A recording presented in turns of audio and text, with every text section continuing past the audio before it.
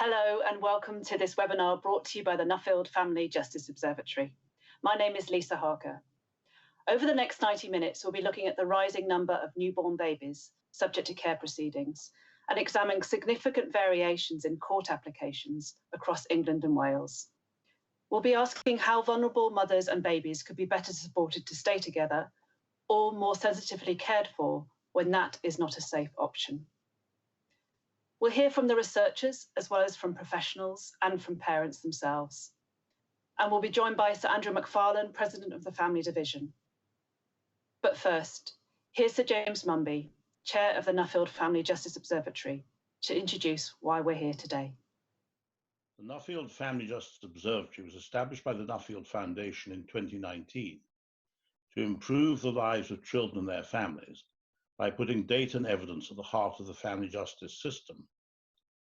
All the people who work within the family justice system, judges, lawyers, social workers, CAFCAS guardians, policymakers, and more, share a common goal: helping children and their families to thrive in the future. But understanding how to achieve that ambition is limited by a lack of readily available data and research evidence, and too few opportunities exist for those involved to share their knowledge and experiences.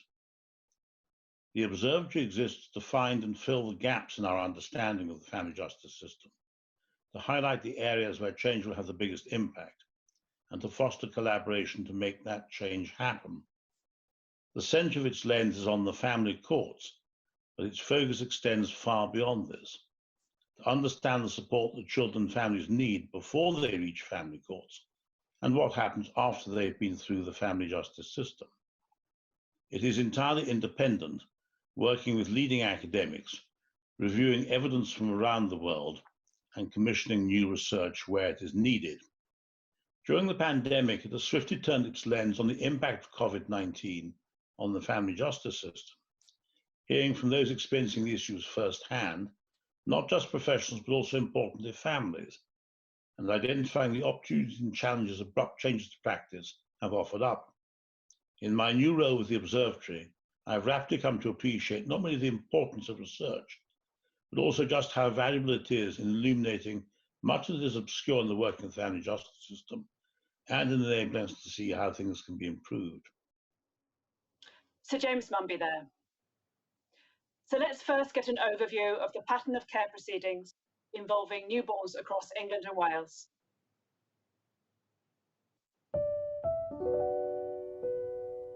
Taking a baby away from its mother at birth is a severe intervention with lifelong implications for all involved. The number of newborn babies appearing in care proceedings in England and Wales has more than doubled in the last decade. Babies are often taken from their mothers straight after birth, and in many cases, they are given little notice that their case is going to be heard. In the last year, more than 4 out of every 5 cases in England and 3/4 of cases in Wales were heard with less than 7 days' notice. For 1 in every 6 mothers, the case is issued and heard on the same day. For mothers who have just given birth, it is hard to participate meaningfully in a court hearing, and little notice means getting proper legal support in place is a challenge. For judges and other professionals, this can mean making life-changing decisions on limited information. Mothers at risk of having their babies removed are more likely to have experienced mental health problems, such as depression. The picture looks very different from region to region. London has the lowest number of newborn babies in care proceedings and uses same-day hearings much less than in other areas. In the northwest of England, the number of babies facing removal more than doubles, and in the northeast, it rises further. The number of same-day hearings here are by far the highest across England and Wales. How can vulnerable mothers and babies be better supported to stay together and humanely and sensitively cared for when they can't? Together with midwives, social workers, judges and parents, we are developing guidelines to ensure that practice is safe and humane, and working with partners to identify innovation in pre-birth support. Visit the website to find out more.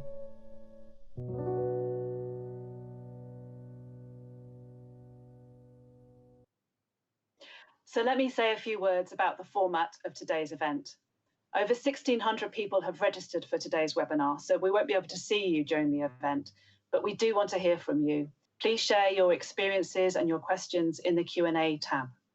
We will pick up some of your questions during the event to put to our discussion panel, and all your comments will be read by the Nuffield Family Justice Observatory team, and this will help shape future research and webinars.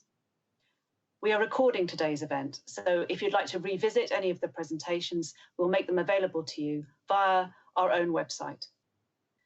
Now, I'm going to hand over to Professor Karen Broadhurst, co-director at the Centre for Child and Family Justice Research at Lancaster University, who is going to look in more detail at how the numbers of newborn and infant removals are changing and how applications to court vary regionally. She will also outline new research into the widespread and increasing use of urgent hearings.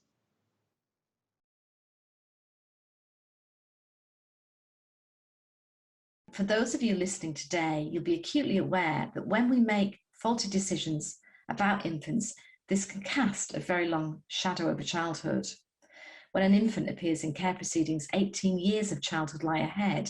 So it's absolutely vital that research shines a light on professional actions and decisions, as well as shining a light on practices that might help to reduce the number of infants currently coming before the family courts. So today I'm going to share with you some highlights from this Born into Care series, hopefully encouraging you to read the full reports yourselves, as I'm going to give higher level information only. In all of our work, we endeavour to use full service data, or we base our analysis on nationally representative samples to avoid bias. We also sense check our work carefully with policy and practice colleagues, and our reports are peer reviewed. So I'm going to start with a summary of the team's contributions so far before giving some more detail about some of our main findings. So in terms of our contributions so far, in our first report, we calculated the scale and pattern of care proceedings for newborns, and we illuminated stark regional differences. Not all babies are born equal, and in some regions in England and Wales, babies are far more at risk of appearing in care proceedings. We've disentangled deprivation. We know there's a relationship between deprivation and children coming into the care system, but we've done some work to disentangle that and pinpoint the particular domains of vulnerability. We've also identified major differences in the legal orders that are made for infants at the end of care proceedings, and I'll tell you some more about that. Surprisingly, we've found that not all newborn babies that appear before the courts belong, if you like, to a mother who's had a previous history. So again, I'm going to expand on that. In our most recent report that I'm highlighting today, I'm going to share new findings with you about the increasing use of urgent hearings for newborn babies.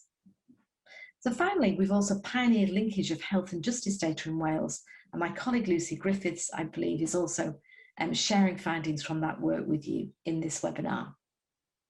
Okay, so let's start with our first report. So first, we established that for all age groups of children, infants are most at risk of appearing in care proceedings in England and Wales.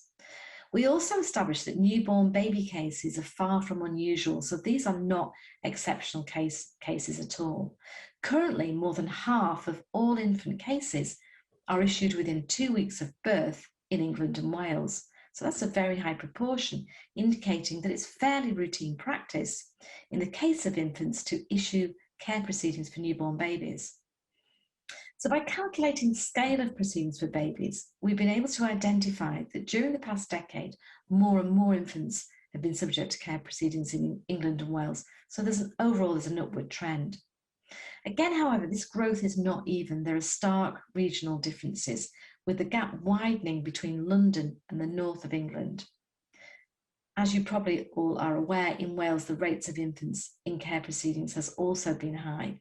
Although interestingly, in the context of some new pioneering developments, particularly in Swansea in the South West Wales, the incidence rate for infants in care proceedings has started to fall. Okay, so let's turn now to deprivation. So we know from colleagues in England and Wales, our research colleagues, Paul Bywaters and Martin Elliott, that there is an association between deprivation and rates of children entering public care. Our research team has attempted to disentangle this, and we know that particular domains of deprivation are more strongly associated with infant entry to care. From this work, we've been able to ascertain that income, employment, health, and education really matter. It's therefore not a surprise that in areas of Wales, particularly those that have experienced long-standing disadvantage, including persistent low job opportunities, have high rates of babies in care proceedings. So let's think about now, how do the local authorities and the family courts interpret the law for babies? Our work again has highlighted stark differences in the final legal orders for infants between England and Wales. The legal orders that are made at the close of care proceedings, as you will all know, determine who cares for children and what kind of long-term future they're going to have in terms of permanency arrangements. Over time in Wales, it appears that more and more babies are subject to care orders at the close of proceedings. In 2018, more than 60% of babies were subject to care orders at the close of proceedings in Wales. Now, this stands in stark contrast to England, where over time a relatively consistent proportion of about 20% of babies are subject to care orders. England and Wales share a single legal framework, yet as these comparisons show, the two nation states appear to be interpreting and applying the law quite differently for infants.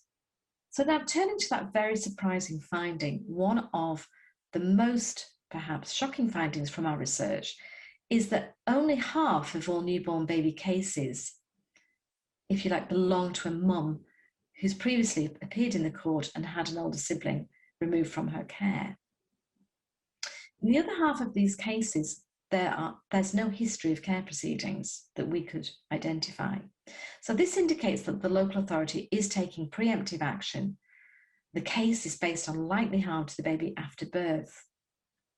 So the implications of this finding are that effective assessment and support is absolutely vital in pregnancy to be sure such decisions are robust and all alternatives to care proceedings have been fully explored. So I'm now going to turn to the team's latest report on urgent care proceedings. Focusing on newborn babies, our recent report has examined the proportion of cases in which urgent action is taken following the birth of a baby. The recent report from the Public Law Working Group, which was published in 2021, requested further data analysis, prompted by concerns that local authorities are issuing more care proceedings on an urgent basis. Focusing on newborns, our findings confirm this professional concern. Local authorities are indeed issuing more care proceedings for newborns and requesting an urgent hearing. In by far the majority of newborn cases now, there are between 1 and 2 days notice between the issue of care application and the first hearing. Again, we see differences between Wales and the north of England and London. Overall, London records fewer urgent hearings. So finally, in some cases, the local authority can apply for a care order and request a hearing on the same day. CAFCAS and the Public Law Working Group refer to these cases as no-notice cases. Lawyers may understand these cases as on-notice or same-day hearings. Whatever terminology is preferred, when a care application is issued and a hearing is scheduled for the same day, clearly this provides very, very little time for parents, lawyers, CAFCAS and indeed other parties to prepare for the hearing and meaningfully participate in care proceedings. For women in the immediate postpartum period, there are major barriers to meaningful participation anyway, which I'm sure do not require further explanation. So looking at these no notice or same day cases, in England and Wales, 1 in every 6 newborn cases is issued on a no notice or same day basis. So in 1 in every 6 newborn cases in England and Wales, the care application is issued and a hearing is scheduled the same day. Again, there are stark regional differences. So it seems that the theme of regional differences runs right through this Born into Care series. Whereas in London and the South East, there are only a small proportion of newborn babies that record a same-day hearing. In the North East and Yorkshire and Humber, more and more applications are being issued and heard the same day. According to our statistics, in the North East, approximately 40% of all newborn baby cases recorded a same-day hearing in the fiscal year 2019-20. This contrasts with parts of London where the proportion is less than 10%.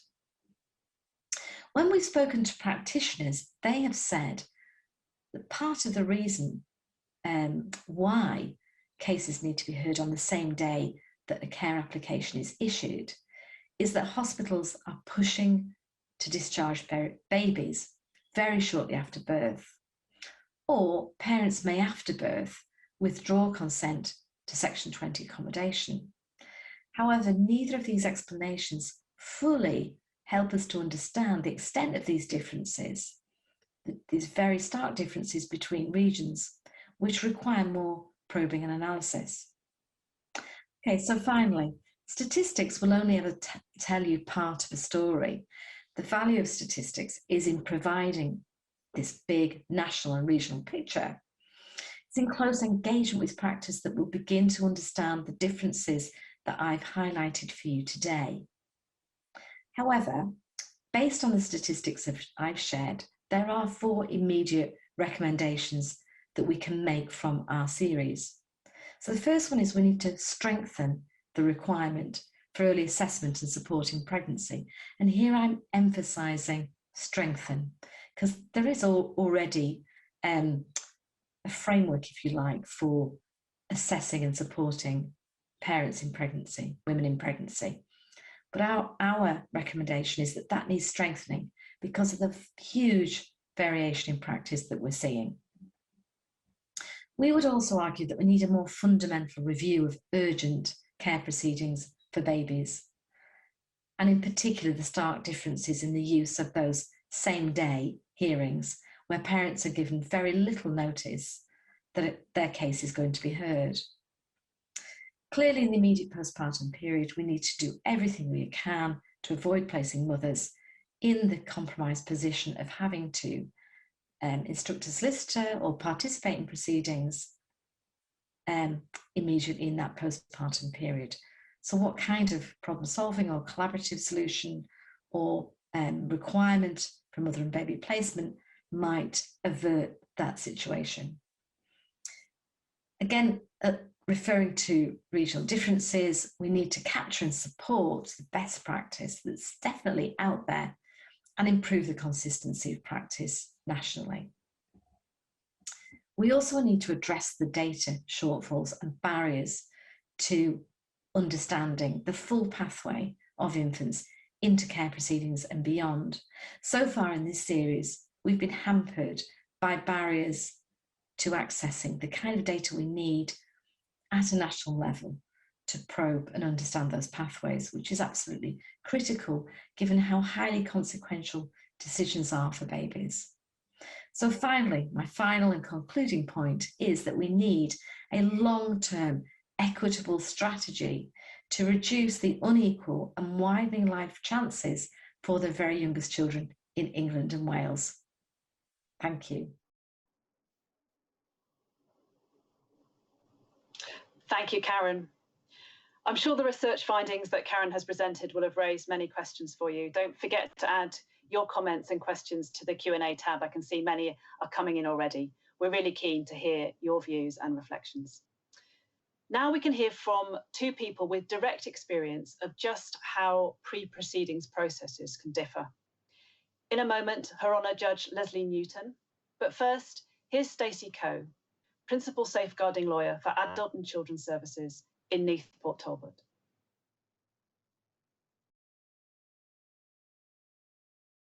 In Neath Port Talbot, we set up an unborn working group in October 2020. Prior to that, as I run the legal gateway meetings with the head of children's services, we could see the wealth of these unborn matters coming through in that forum, and you could see the disparity between the practices within the different teams and the issues of these matters coming to the forefront very late in that stage of pregnancy. And what we could find was that this was a very tokenistic approach of PLO. It wasn't allowing parents to have the services input to address the priority risks, and it wasn't allowing them to implement and sustain any positive change. So we were being catapulted directly into the care proceedings process for newborn babies without having a beneficial PLO process and structure behind that. So it was at the head of services request, we were asked to set up the unborn working group with a number of individuals from the different area teams having input, bringing that wealth of experience from their side of the perspective in all reality. So as part of that practice, we have regular meetings on a fortnightly basis. We bring together the experiences from on the ground, from the area teams. We have a look at what cases currently are going through the processes, and we're also able to bring that view from legal surgery or legal gateway planning meetings, whereby we can see where things are not as good as they could be. And the aim of the group was to eventually decrease the amount of newborns going into the care proceedings process and ensuring that we deliver a better outcome-focused approach.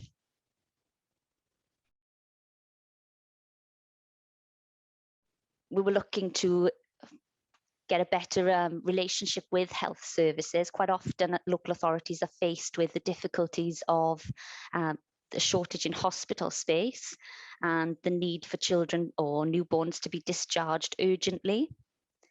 And for us, that planning and allowing parents to engage in that seriously eroded their ability to do so.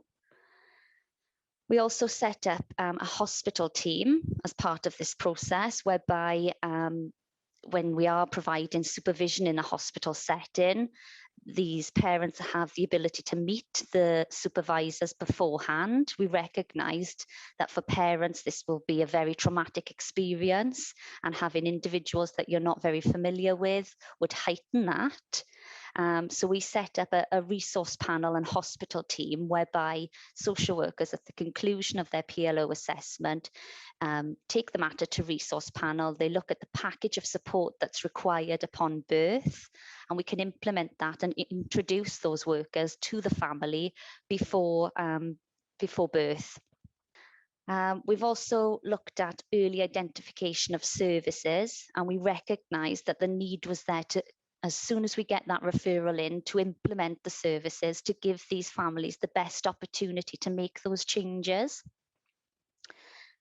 We've looked at ensuring that it's placed into the PLO process at the earliest opportunity, again, to ensure that parents have the benefit of legal advice at the earliest opportunity, the right support services and assessments are ongoing, and it's fair participation for the parents as well.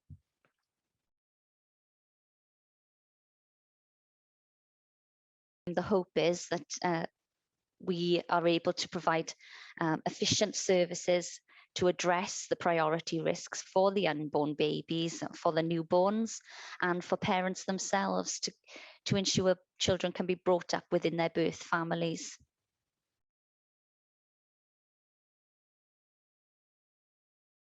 Greater emphasis has to be around extending the 26-week period when parents are able to engage with that support and ensure that positive change can be implemented and indeed sustained. With regard to the services around, I think there needs to be greater resources invested in particular services such as mental health and substance misuse. Currently, these seem to be the gap in our local authority area, which need to be addressed urgently to ensure that children can remain within their birth families?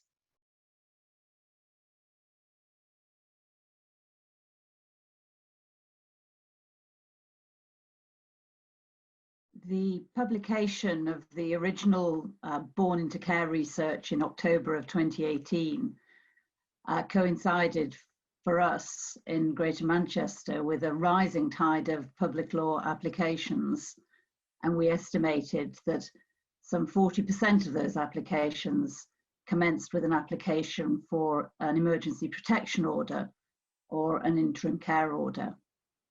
So we held a series of workshops assisted by Karen Broadhurst and her team. It was very much an interdisciplinary process, and we agreed a range of strategies. They applied to all urgent public law applications, not just infant removals.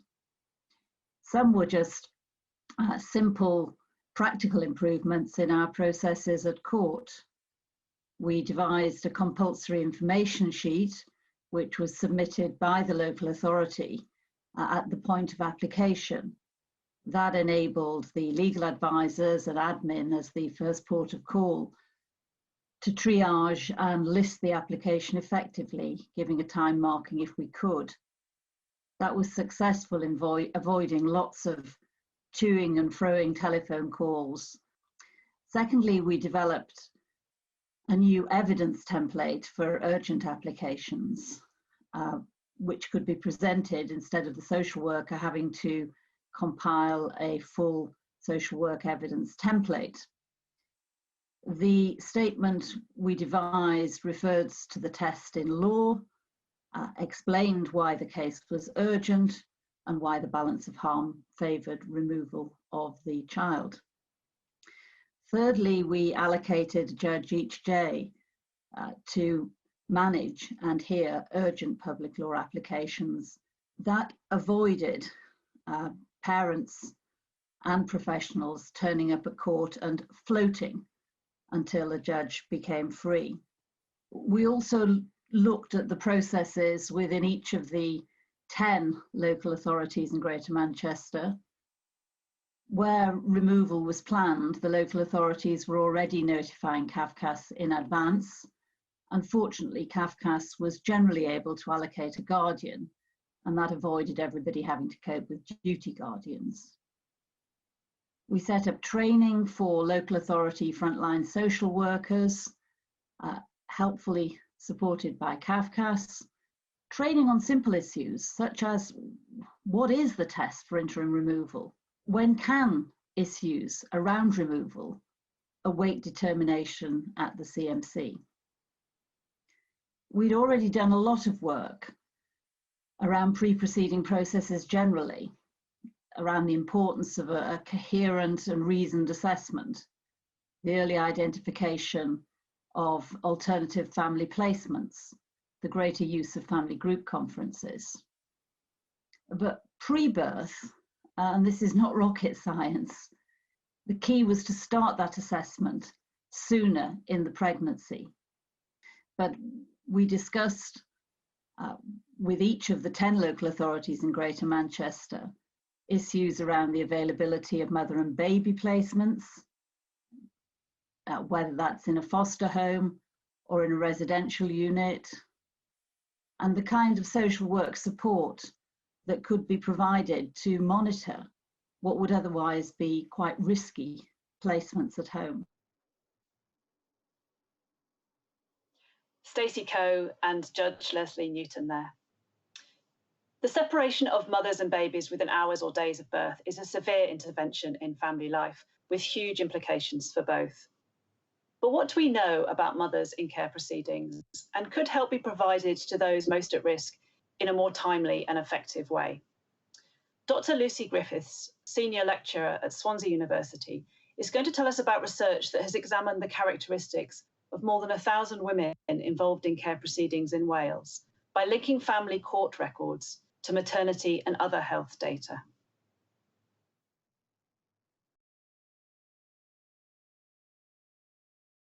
So following on from Karen's talk, I'm going to provide you with some further research highlights related to what we've learned about the mothers involved in care proceedings using the administrative data available within the Cell Data Bank. So we have, for the first time, linked population-based family court records to maternity and other health data. And we looked at demographic characteristics, health and well-being of these mothers, their reproductive history and interaction with midwifery services, and immediate pregnancy and birth outcomes. So we examined these characteristics for just over 1,100 birth mothers of infants involved in care proceedings in Wales between 2015 and 2018. And anonymous Cafcass Cymru records were linked to the following data sources. Firstly, the maternity indicators data set, which captures data from local health board systems across Wales relating to women at their initial antenatal assessment, i.e. their booking appointment, and to the mother and baby or babies at labour and birth.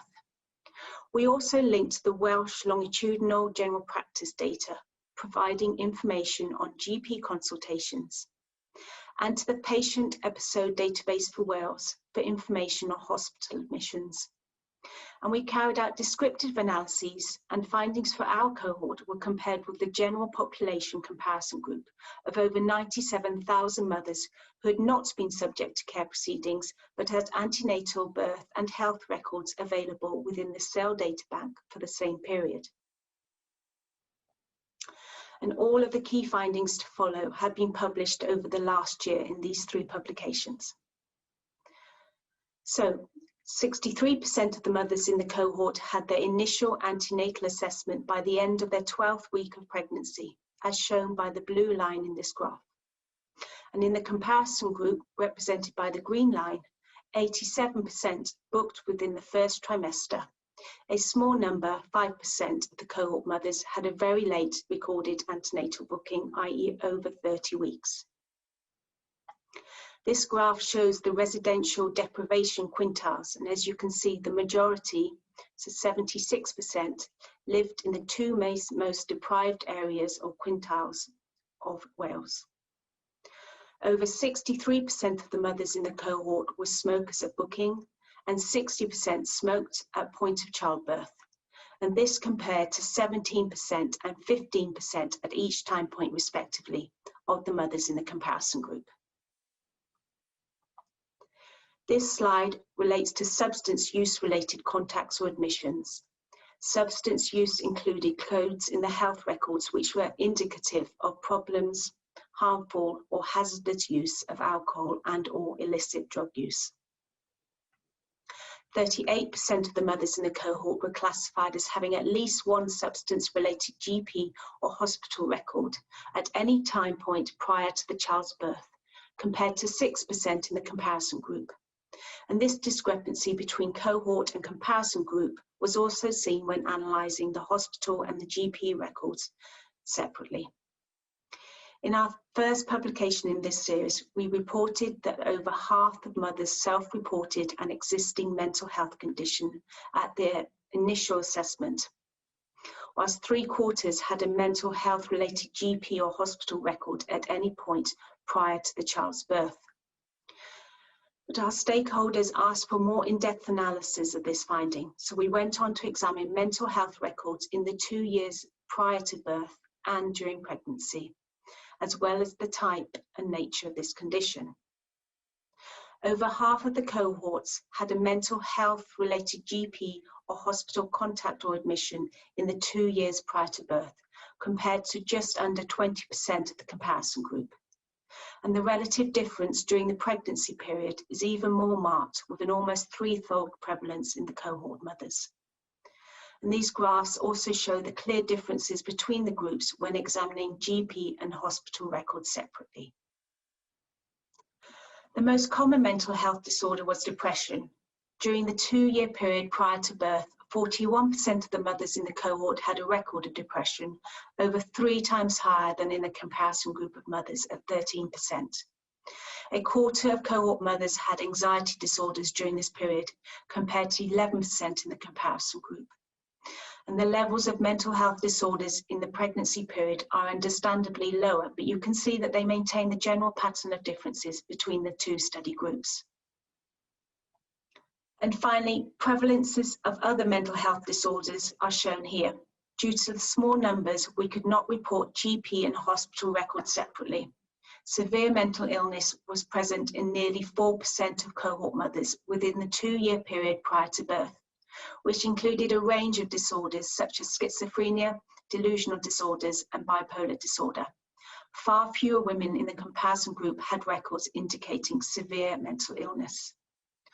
Autism disorders were present in less than 1% of the cohort mothers. This was 9 times higher than in the comparison group, and 3% of cohort mothers had developmental disorders, again significantly more than in the comparison group. You can see similar discrepancy within the pregnancy between the comparison and the cohort group. So a few implications for policy and practice. Almost 2/3 of mothers were known to maternity services early in pregnancy. This is positive and suggests that the majority are receptive to professional help. As such, midwives can play a pivotal role in identifying the need for early help and linking women with services and providing consistent early help, in turn possibly reducing the need for care proceedings. We therefore found no evidence that pregnancy concealment is widespread. However, a proportion of mothers were very late bookers, and we do need to know more about who they are and the consequences of presenting to midwifery services so late in their pregnancy. Clearly, the very high rate of maternal health is concerning. Local authority pre-birth practice needs to try and provide greater emphasis on addressing maternal mental health and providing support for mothers who may not meet the threshold for formal perinatal mental health intervention. And finally, our research highlights multiple health vulnerabilities. However, some of these vulnerabilities are treatable if services have sufficient resources and are sufficiently connected. Thank you for listening.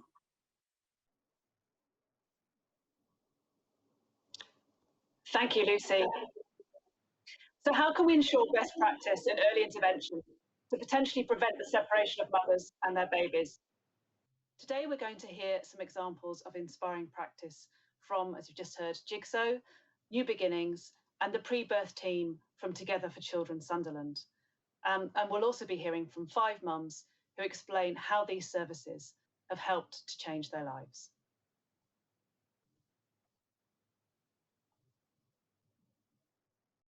Yeah, so Jigsaw is different from business as usual because we are a co-located multi-agency team. Most of the services involved in a child's first 2 years of life are health.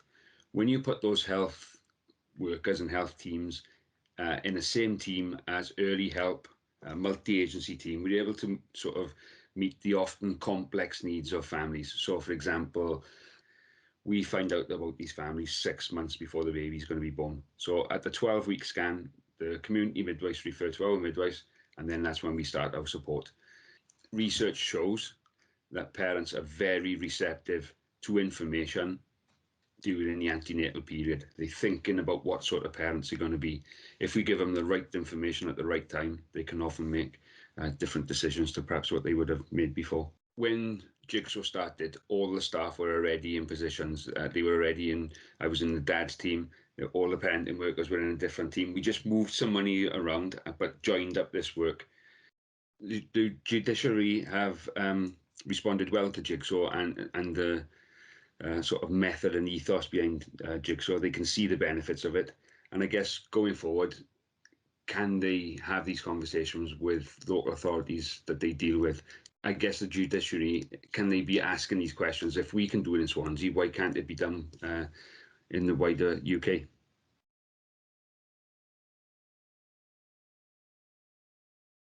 I think personally the biggest thing that I've got out of working with Miranda in particular is self-belief and a feeling of the past is the past and it doesn't necessarily have to repeat itself. And, you know, I am capable of putting steps in place to create a better future for not just myself, but also for my little boy. And it's been done in such a relatable way. And like one thing in particular, like Miranda always used to say was, never use the word hopefully. And it just be little things like that, and little pick-me-ups that she'd send across, and just that constant reassurance of, do you know what, I can do this, I've got this.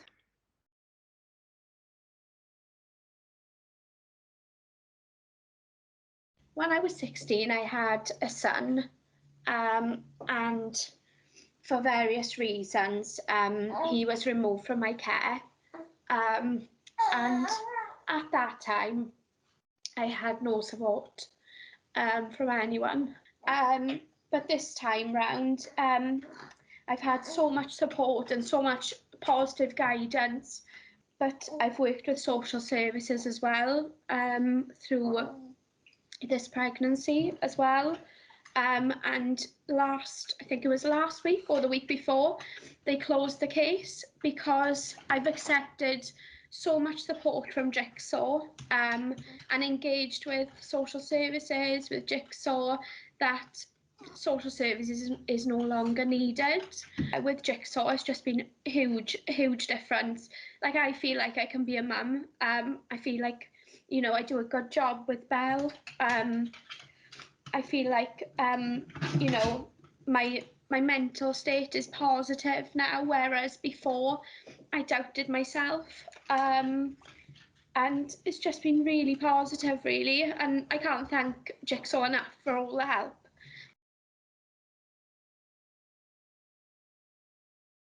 What New Beginnings does is it works with families in the child protection system, those on the brink of proceedings. But we also work with families who are in court proceedings, but at the early stages of court proceedings. So the way that New Beginnings helps parents is that we work really closely with them and their children, intensively and closely. So parents join us at the beginning of a 6-month programme. We work with them twice a week with group sessions and on a one-to-one basis, and they have counselling, and we represent them at professionals meetings. And our aim is to support the family so that they can stay together. And it's not just New Beginnings that's provided that support network. You know, we've got a really good foster carer involved. She's still involved. Family group conferencing, they're very supportive. And there's paternal side of the family as well. They're coming through and shining through, you know, that's turning around. So things are on the up. It's not been easy. It's been bumpy. We've had disagreements, but communication's key, isn't it? We've had disagreements, but it's been good. You know, we can do things differently. We don't have to be restricted by processes and procedures. We can be creative with them and see families for who they are. So having a New Beginnings, and I'm not saying that we should be the model that rolls out everywhere. It's got to be a grassroots model. It's got to be one that connects with the local authority and works in partnership with that local authority. I can't praise Stockport enough. They've been really brave in making the decision to work with us and try this. And we began in 2018, it's 2021. We've had many a bumpy ride, but we're still going. And Stockport believe in us, and it's about having a good relationship with the Director of Operations, who's absolutely amazing. And having that those levels of communication where when we do disagree, we can come together and discuss and see each other's perspectives. And that includes the family's perspective as well, bringing them on the journey.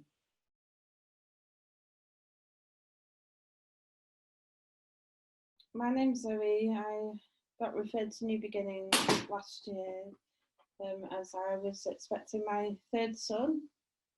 So it was quite a shock at 6 months gone.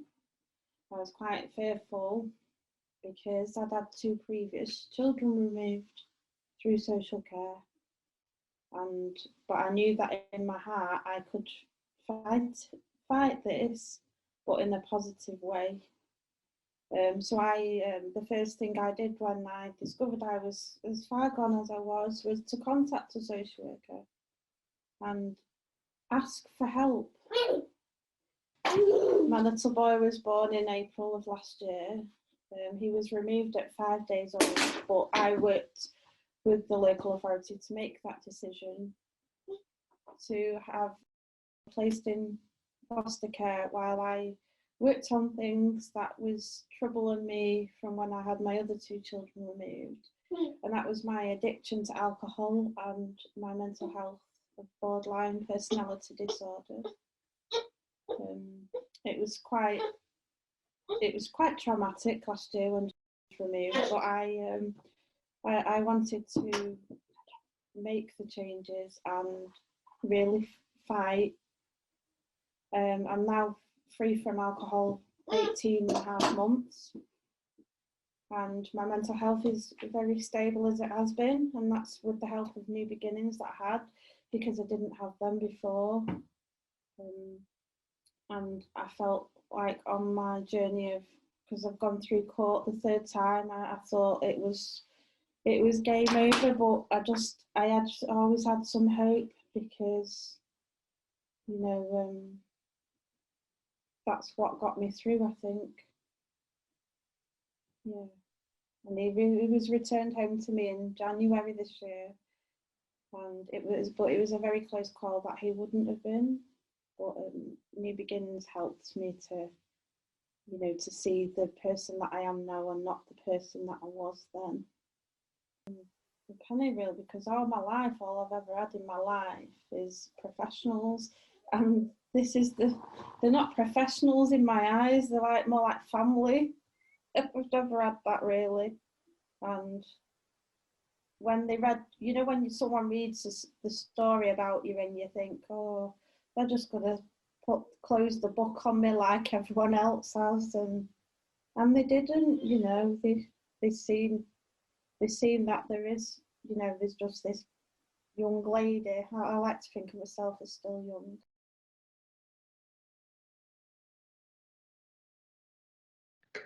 The pre-birth model was originally developed in County Durham in 2012. The model was developed because there was a number of families where there'd been repeated cycles of adoption. It was felt that there needed to be a different way of working with those families to allow them to address their issues, to allow them to hopefully care for a baby. The process would be a really robust pre- and post-birth assessment that's completed with parents, that's done alongside a really robust intensive intervention plan. There's a 20-week plan pre-birth and a 20-week plan post-birth that aims to address parental issues, to improve their parenting, to allow them to safely care for a child. The model itself is relationship based. It involves a high level of involvement between the social worker and the parents, so that they kind of develop that real intensive relationship to allow an open and honest working relationship.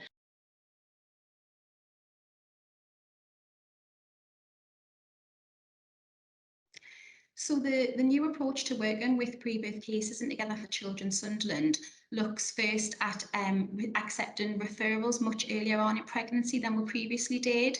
We've reviewed the procedures for unborn babies and looked at the need to accept referrals earlier on to change the point of child protection planning for babies, which now happens after assessments and intervention work is being completed.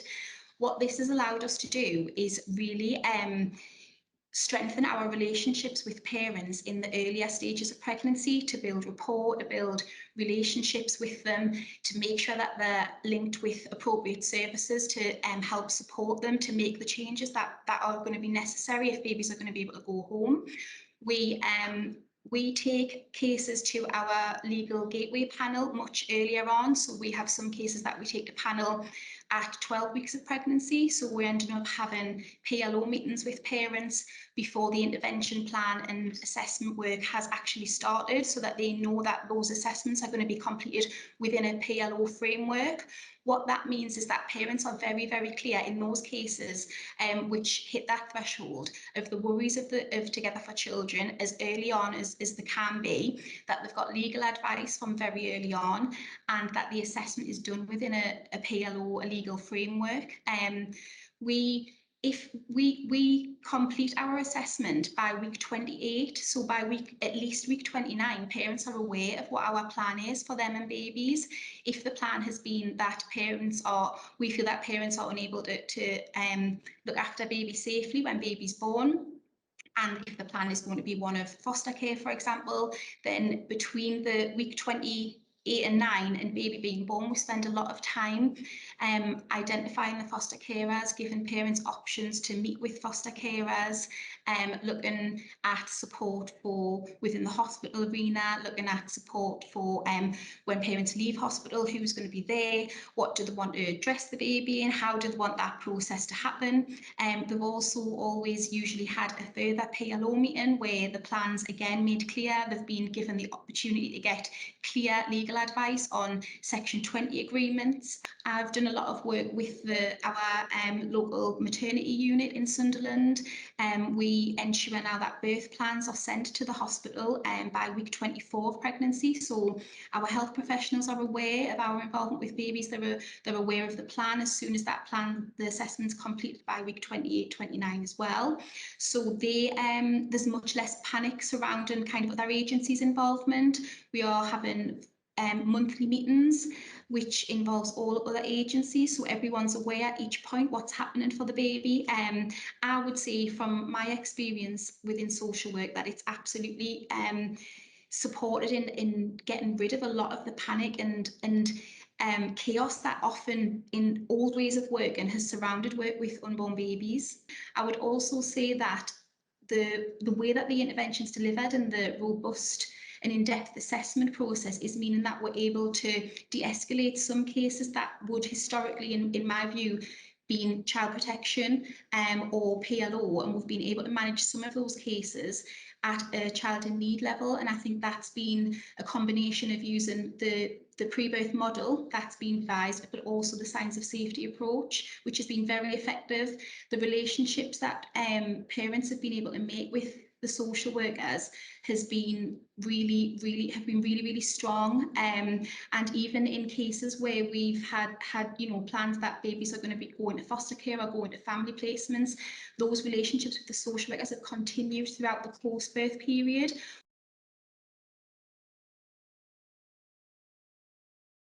I've got like 3 previous children and like not in my care, and working with the pre-birth team is like changed my life really. They've given us a chance with my daughter, and with my previous children they didn't give us that chance to work with them. I was really down at the point of where I didn't have any confidence and things like that. They've helped us bring my confidence back up. They've helped us what I've achieved in life, and I've changed my life quite a lot, to be honest.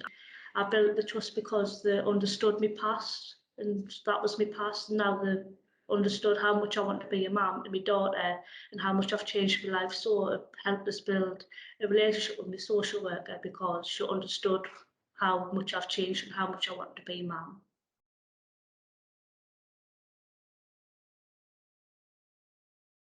Helped us keep me child. That's the difference it's made, as I've lost 3 of my previous children to family members. So the difference, it's helped us keep me child. How straight and down to earth Rebecca was. It was like me previous social workers I've had in the past, it's been very cold and negative and never had nothing good really to say, where Rebecca was the total opposite. She told us how it was, and she was honest with us and I was honest with her, so we had a good relationship from the beginning. She would just message us out of the blue and ring us, and she was just so nice, when she comes to me home, she would sit and she would look around me home, and because I never ever had a relationship with me mum and dad because of drugs, and that was what built mine and my mum and dad's relationship back up through Rebecca, because it wouldn't have happened otherwise. I would have still been in the same position. So basically, I've getting all my friendships, all my friends have come back, and it's just my life's completely different now. Thank you to the mothers who took the time to speak to us and share their experiences, and to the professionals for sharing those examples of good practice. But what if there is no alternative to intervention and the only safe option is to separate mother and baby? What can we do better to support these mothers? We can now hear from Laura Bibby, Senior Social Worker at Baby and Me, a multidisciplinary project between Bananas and the Newport City Council. Laura begins by explaining how Baby and Me supports parents who have previously had children removed.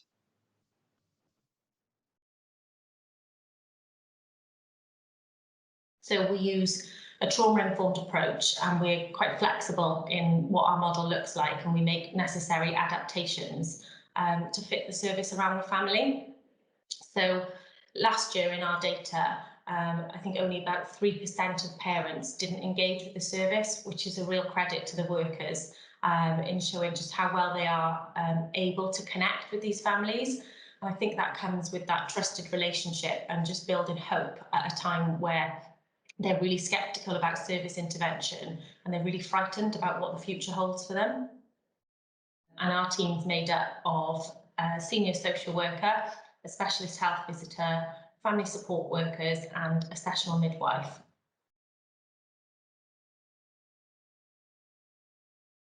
Our overall aim was to reduce the amount of newborns coming into care, with recognition that there was practice and process that needed to change within local authorities to try and support those numbers reducing.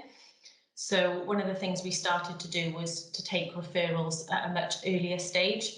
So from around 12 weeks in the pregnancy rather than 20 weeks, which is what it had been historically. And what that allowed us to do was to have a much more longer period of time to work with these parents, to give them the opportunity to evidence and sustain change in order for them to evidence to social workers and to courts that it was safe for them to take their children home.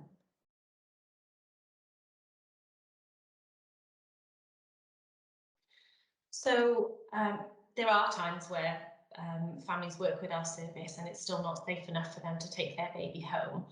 But what we'll do is we try and spend a lot of time with them around things like birth planning. So we've been trying to raise awareness of baby removal as a birth trauma to help other professionals involved in that process kind of understand what that experience must be like for a parent and why they may behave or act in certain ways and what is really important to them at that time. And that's where our service comes in trying to support that parent, say with things, what's important to them, and just reduce some of the trauma around child removal from the hospital. Often we see parents who have had a child removed historically absolutely terrified going into hospital to have their second baby because their first was removed from the hospital, and it can be the hospital can be a really triggering experience for them. So we try and do some preparation with parents, preparation with the hospitals, and preparation with the social worker, just to make sure that all of that is linked up and parents don't have to keep telling their story and keep being re-traumatized by the system around them. Thank you, Laura. I'm delighted to say we're now joined by Sir Andrew McFarlane, President of the Family Division, to reflect on what he's heard so far. Thank you, Lisa. This is extremely welcome. I am once again extremely grateful to the Nuffield Foundation for the funding, and also to the Family Justice Observatory for carrying out this further stage in their research on this project. I'm also very grateful to the FJO for pulling together this evening's presentation, because I think it complements the research and presents a wider perspective on these very, very difficult issues.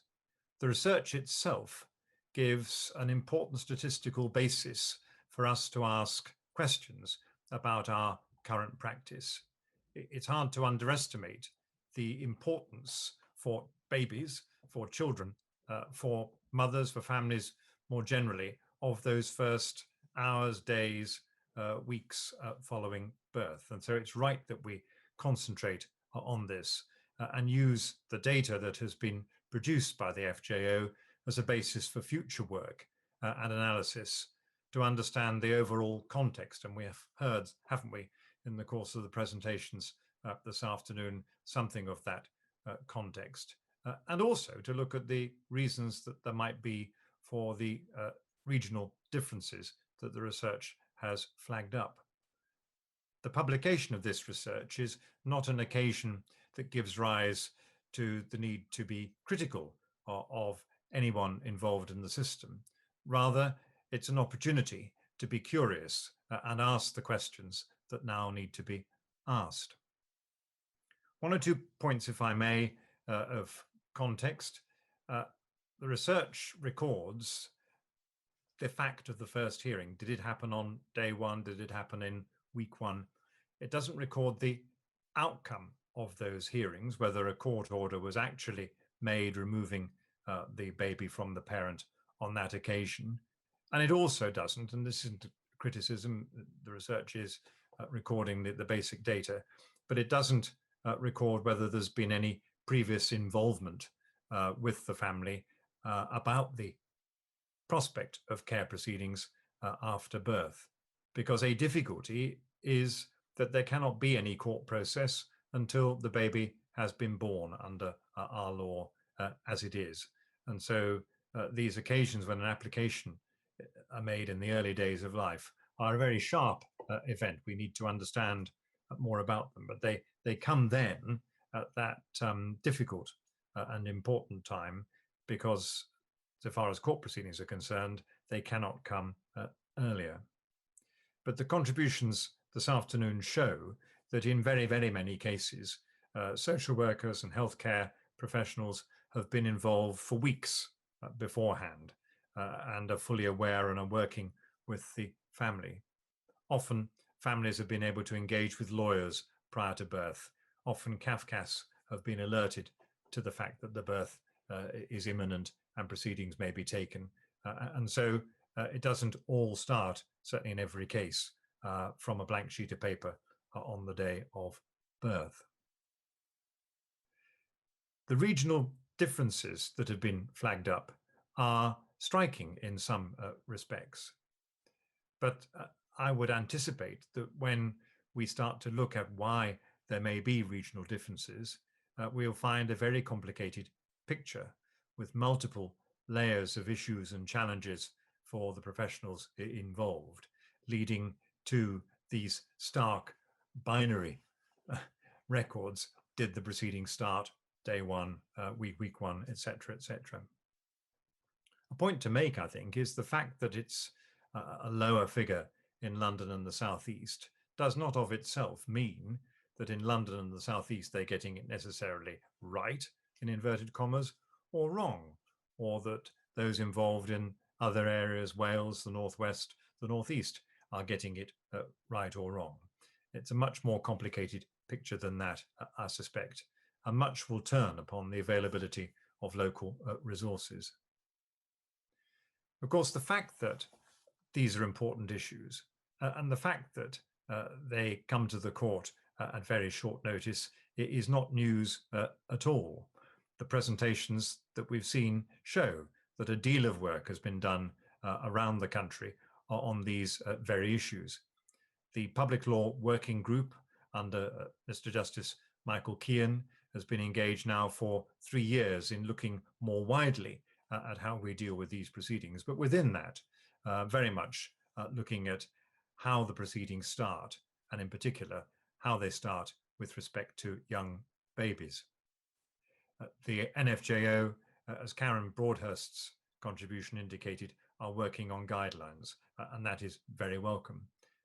But a key word, I suspect if you took all these presentations this evening together and counted the number of words, the key word is support. I suspect we've heard support more often than most other words.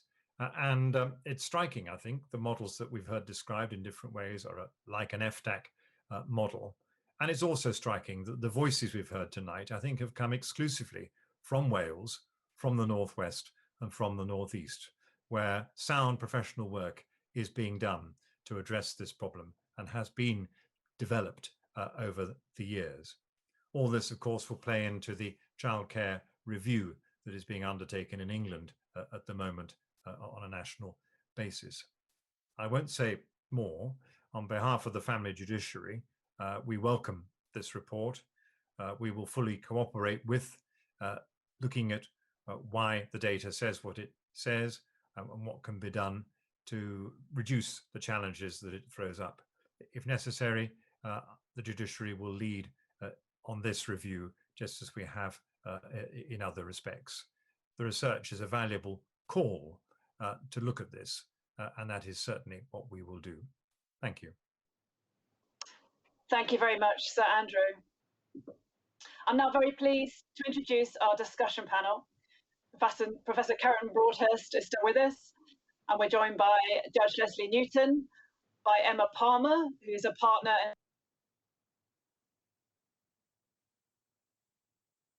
for the Adult and Children's Services, Neath Port Talbot. I hope you got all of those introductions. That's Emma Palmer, Lesley Newton, Stacey Coe, and of course, Karen Broadhurst. Now, we're going to try and address as many questions as we can. There's been lots and lots of questions. So I'm going to try and ask the panel to be as succinct in their response as possible. Please, though, keep your questions coming, and we'll keep looking at them in the Q&A tab. Let me start by the issue of support for mothers and indeed fathers way before court proceedings are issues. There's been a lot of discussion in the Q&A about the need for this support and questions about whether the data reveals gaps in the support. So perhaps I'll turn to Karen first. What can we glean from the data in terms of the journeys that mothers and fathers with infants take before coming into care proceedings? And what do we need qualitative research for? And what will the qualitative research that you're involved with tell us in a few months' time? So we've been building up the through the Born into Care series, and this is the fifth report in the series. And obviously, statistics are quite a blunt instrument, so we can't tell from these statistics what lies behind these regional differences. We can't really answer the question that you're posing, Lisa. However, we do have new qualitative findings coming forward, which will help to explain what we're seeing. Okay, well, let me put that question to Stacey and then to Emma. I mean, Stacey first. What is your take on the extent to which there are support services in place for families at an early stage? You know, one of the questions from the Q&A, for example, was, what do you think about local authorities that are waiting until the second trimester before providing pregnant mums with the support they need? Should it be in place at an earlier stage, for example? Most definitely. The support services should be implemented far earlier than the 20-week gestation. There are internal processes with local authorities whereby you build in delay in that process, and there are the referrals then for services to action that builds in further delay. By having those cases involved with services at week 12 of gestation, that would ensure that the services are on board in a timely manner and services can make positive changes with the parents. Thank you. And Emma, you're a private practice solicitor working in Liverpool. The cases you're seeing, have mothers received support prior to getting to the point of care proceedings? Frequently not. What they have received is frequently a number to say you can go and get some help here, but in a time of high stress for a parent, they're not always going to seek out that support. Sometimes these parents are also feeling judged harshly by social workers and don't want to accept that type of help. So it was really good to hear today of all the different organisations that step in and proactively support parents, which I think is a huge help. Thank you. I'm interested, Lesley Newton, in the conversations that you started in Greater Manchester to try and look at what lay behind some of the issues, particularly in terms of late notice hearings. Where should those conversations be taking place? Is it the local Family Justice Board? The local Family Justice Board is certainly a good place to start, but there are variations up and down the country in the effectiveness or otherwise of local family justice boards. I think very much depends on the designated family judge and on the enthusiasm of local practitioners of all different varieties. Thank you. Once a case gets to the pre-proceedings process, what innovation should we be thinking about at that stage? And perhaps I could put that to Stacey. I mean, there has been the model of CAFCAS Plus, where CAFCAS is involved at an earlier stage with the family. Is that the sort of model that should be being considered? We definitely need services in to address the priority risks there. And if CAFCAS can offer that support and assistance to the families, that would certainly be of great benefit to them. And what's your sense of the role of the IRO at an earlier stage and independent child protection panels? How much are they providing some scrutiny at an earlier stage about the support that's available for mums? We've seen a greater emphasis in the IROs being involved in the cases and reviewing them proactively in Neath Port Talbot. And we've also seen greater emphasis in the child protection plans being regularly updated, monitored, scrutinised and subsequently placed before legal planning meetings to determine whether that is the right forum for these cases. And you talked a bit in the earlier piece about the conversations and the new ways of managing processes that you'd put in place. Again, is that something that is being instigated by the local authority? To what extent does the local Family Justice Board get involved in that process? Locally, that was instigated by our local authority, given the fact that there were a number of cases that we felt were being tokenistically represented in the public law outline process, and a stepping stone really into care proceedings. Unfortunately, a number of these cases were coming to be presented too late in the pregnancy to implement and affect any positive change.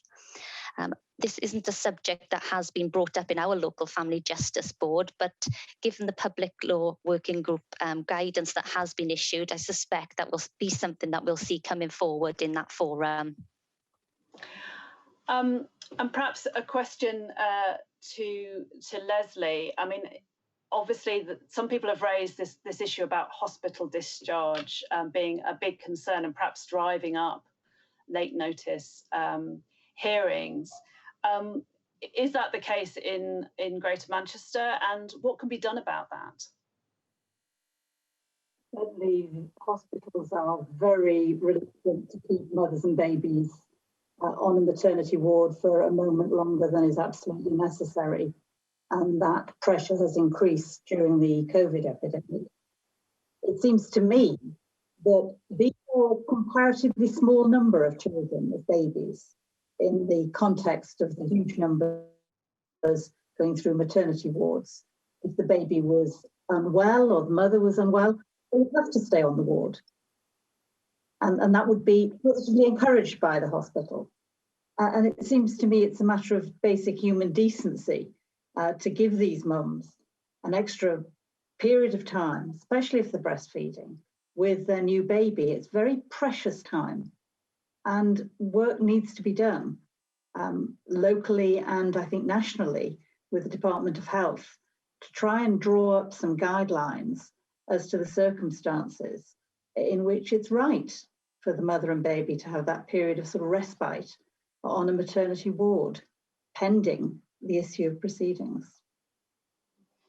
Thank you. Could I ask Emma whether that's an issue in your area as well? Yes, it can be. Hospitals are trying their best, I think, in Liverpool to be able to accommodate and support new mothers. But of course, hospitals are overwhelmed as well, and we don't have sufficient room. So we are often dealing with urgent hearings as a consequence of babies about to be discharged. I mean, I know this is exactly the sort of issue that the work that we're supporting on developing good practice and guidance will be looking at with the local authorities and health trusts that we're working with. Let me then turn to the issues around the court and what actually happens when it is necessary to issue proceedings. what are the alternatives to requiring a mum to attend a hearing within hours or days of giving birth? What should we be considering? Perhaps I could put that first to Karen.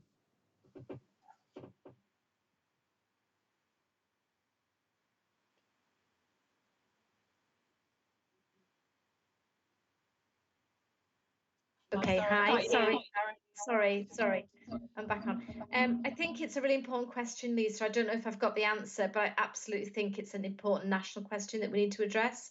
In the new qualitative work that we have, the new qualitative findings that we have coming forward, we've got insights about that. There are, women have told us previously in our work on women in repeat care proceedings that they were having to appear in court shortly after giving birth, maybe they've had a section, etc. And so from my personal point of view, I think we do need to look at alternatives, and I'd be very interested to hear from practitioners about what we might do. So some of the questions we've had in the Q&A relate to mother and baby units, and whether that's a way forward, but also other ideas like the need for peer advocates for mums in this situation. I wonder if I could go to Emma and ask your thoughts on how we might make the process more humane and safer for women in that situation. Mother and baby units increasing in capacity and number absolutely is one of them. But also, I think that given the number of parents who know that their baby is likely to be removed at birth, if we could have full documentation from local authorities 2-3 weeks before the baby is born and be funded properly by the legal aid agency to be able to work with parents, then the solicitor can get to know the client and can be fully informed, as can the barrister, for the hearing. And then that parent is fully represented and confident that they've got representatives there. They can perhaps be able to participate by video conferencing if they're still in hospital, instead of parents having to meet their solicitor, meet their barrister on the day of the hearing, and, as I've had it before, walk from the hospital a few hours after giving birth to court just to participate.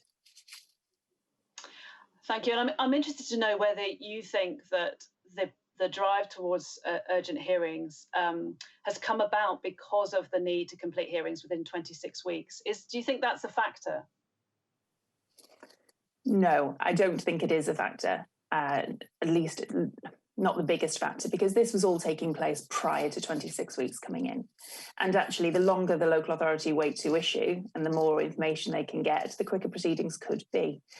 Because, of course, the 26 weeks doesn't take into account what happens to the child before and after. So I don't think it is a huge driver for it now. Thank you. Stacey, perhaps I could come to you. So your thoughts on what alternatives we might need to consider for cases where proceedings are necessary, but we want to avoid mums having to go to hearings at such short notice and so soon after birth. I'd echo the comments that Emma has already made in that reality. Having the benefit of starting the public law outline process at an earlier stage rather than 20-week marker would allow that period then for the families to have independent legal advice and the paperwork relevant for the care plan post court proceedings. And it would also ensure then that they have active participation in the court process. Interesting. And more generally, Stacey, I wonder your reflections on how easy it is or difficult for local authorities to innovate in this area. Is this something that you think is something that Ofsted should be having a look at? I mean, is it something that Ofsted could be encouraged to inspect in relation to infants in particular? What's your thoughts on that? There's certainly a role, I think, for Ofsted to consider the issues. As I've outlined previously, the difficulties we have is, particularly in this local authority area, is with mental health services. And that seems to hamper our ability to work with these families to ensure the outcome for these children to be brought up within their birth families. So if we could have some sort of impetus and movement along that respect, we might have better outcomes then. And one more question for you, Stacey. Have you seen a change during the pandemic? Have there been a rise in cases? Most definitely. There's been a rise in cases. Access to services has increased. Waiting lists, I think, for some mental health services have increased from 18 months to 24 months. With regard to some therapeutic interventions, it's non-existent to access that. And unfortunately, then they're left in this cyclical pattern whereby they can't access the support that's required to make these relevant changes. Is that the same, Emma, in Liverpool? Have you seen a change during the pandemic? And support services have been cut and not been able to open for different reasons. So it's been very difficult for parents who want to access that support. And I absolutely echo what Stacey has just said in terms of parents not being able to get the right support. And as a consequence, the outcome for them is bleaker. We heard from Sir Andrew that there will be circumstances in which short notice hearings are justified. I wondered if I could ask Lesley to reflect on that. In what circumstances do you think short notice hearings are necessary? Well, the research tells us statistically how many such hearings there are. But for example, on Friday of last week in Greater Manchester, there were 3 baby applications for interim care orders. They actually were all issued on that day, but each of them ended up with the mother and child remaining together in various combinations of placements. So the research tells us statistically where we are, but doesn't actually. All good research raises more questions than it answers. So the research doesn't tell us, as the President said, what were the outcome of cases. Those cases were necessary to be issued on that day. The local authority recognised the high risk that they were operating with, and they wanted to share parental responsibility with the parents or the mother. Those cases, I think, justified issue on the day. And some cases, sometimes it's just unavoidable. The local authority's done its best, it's done a good pre-birth assessment, but the hospital says on day 2, this mother and this baby are not staying in the hospital any longer. And then the court is between a rock and a hard place. You've got to make a decision on the evidence that you've got available, however unsatisfactory. Yeah, I mean, it really underlines the need for the joined-up conversation between all of those agencies. I wondered, there's been quite a few questions on the Q&A about fathers, and I wondered if I could ask Karen, what do we know about fathers who are of infants who are involved in care proceedings? So previously in our work with on recurrent birth mothers, we also women also talked to us about fathers. I mean, I think that the issue around loss and removal impacts on fathers, many fathers, in exactly the same way. I think the issue about short notice that Emma was talking about before and how that impacts on parents' ability to benefit from really robust legal advice impacts on fathers in exactly the same way. We also know from previous Nuffield funded research that fathers also return to court. There are repeat dads as well as repeat mums. I think anything we can do to strive for the fairest process when infants are subject to care proceedings at birth is really important. And I'm really taken today with what Emma was suggesting about the role that the lawyer can play, so that the lawyer's not just meeting the family on the day that the hearing is called. I think that's the worst scenario, where parents really don't have the time to properly instruct a solicitor and benefit from legal advice. I hope that answers your question to some degree, Lisa. Well, it's helpful. I think it's very striking how fathers are often absent from our understanding of what's going on, and that might be an area that we need to help address. One more research question for you, Karen. Do we know anything about mums whose babies are returned to them, who are not removed, success stories, if you like, and what happens to them subsequently. Is there any research which has followed through to understand? I mean, I think, yeah, I think in terms of the new pioneering programs that you've seen, that we've shared today, early evaluative evidence is really positive that actually parents can pick up their self-esteem, and they, you know, that the new pioneering projects, or projects that actually have been around for a while but are taking this very intensive therapeutic relationship-based approach, are really showing that change is possible. So I think there is that evidence. What we know is in standard proceedings, statistically, the return home rate once you get into care proceedings is quite low. Yeah, thank you. We've really just touched the surface of so many questions that have been raised in the Q&A chat. I wanted to really end by asking each of the panel members to reflect on what we do next. So what can we do to ensure that this isn't a one-off conversation, but the beginning of a broader conversation about how better to support families, regardless of whether their children are removed at birth. Perhaps I could start with Emma.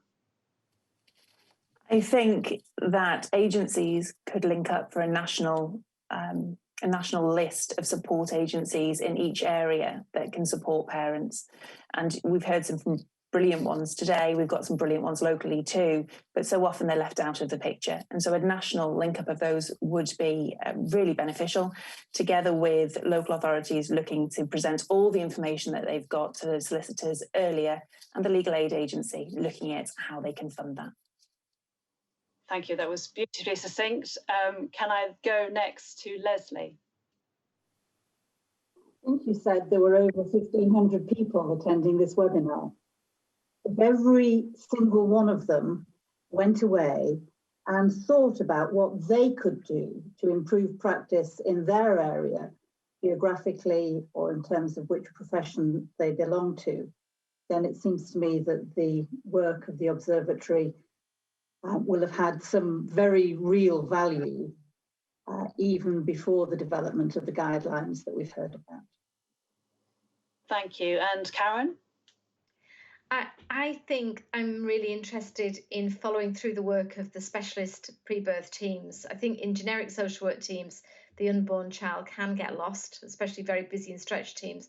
But wouldn't it be great if we had a sort of joined up jigsaw type service in pregnancy running right through the first year or two of life? Thank you. And Stacey? I'd certainly echo what's been said, but in respect of training for the social work area teams, that needs to be further raised in this forum, and also in respect of multi-agency approaches. Lovely. Well, thank you very much to the panel. I'm afraid that is all we have time for. I do hope this is the beginning of a much longer conversation. Thanks to Sir Andrew McFarlane and to everyone else who took part in today's webinar. If you'd like to read about the research, you can find it on this address below. And if you'd like to sign up to our regular bulletins, please go to nuffieldfjo.org.uk/subscribe. Please fill in our event feedback forms. We do read all of these and use them to design future webinars. Thank you all very much for attending today's event, and we look forward to welcoming you to future webinars on behalf of the Nuffield Family Justice Observatory.